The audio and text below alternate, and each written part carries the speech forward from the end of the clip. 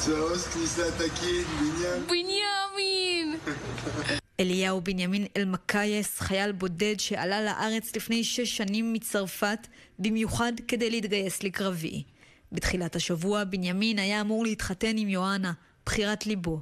בהקלטה הזו, בנימין מבשר לחברו על האירוסין. כמו ששמעת, אני עוד מעט הולך לסגור עניינים מבחינת הזוגיות שלי, וגם זה אני אשמח שתהיה תמיד בשמחה, בכל השמחות שיהיה, אז אל תדאג, אנשים שאוהבים שומרים על קשר. נהיה תמיד בקשר בעזרת השם. אבל החתונה נדחתה בגלל המלחמה.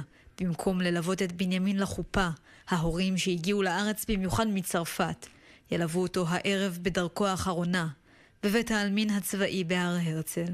והיה אמור, יש לנו את ההזמנה פה בטלפון, היה אמור להתחתן ב5 לנובמבר, יום ראשון שעבר, ופרצה המלחמה.